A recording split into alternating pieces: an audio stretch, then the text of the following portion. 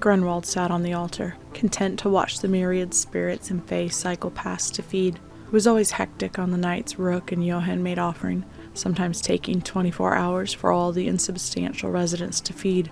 And since he'd been given responsibility, the little Puka took his job seriously.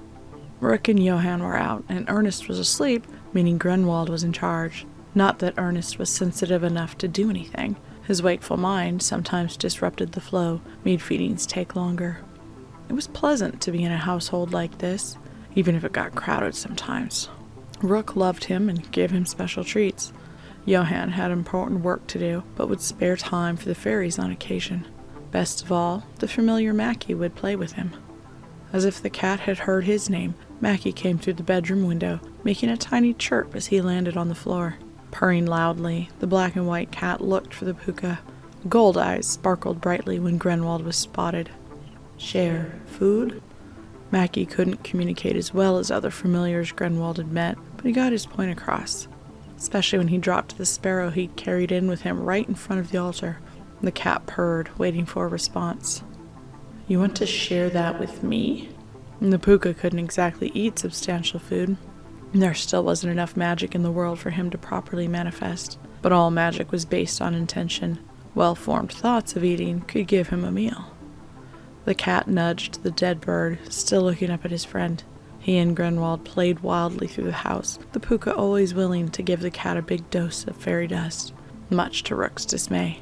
Most of the established fairies would play with the cat, willing to share dust and power with him. Never before had the cat brought anything to share with them. Mackie nuzzled the bird, vibrating with hunger, but holding back until Grunwald joined him. Smiling, he jumped off the altar and settled in beside the cat.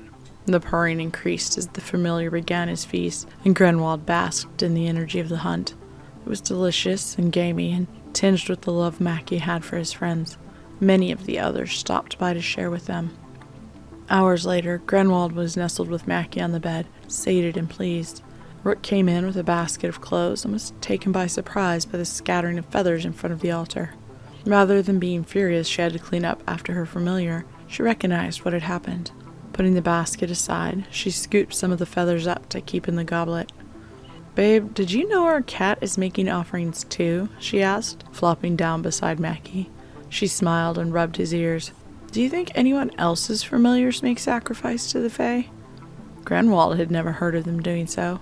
Closing his eyes to rest, he nestled closer to his friend, glad there was at least one familiar who shared with the insubstantial. Thanks for watching. If you enjoyed, please hit the like button. Don't forget to subscribe, share with others. Social media links are below in the description. See you next time.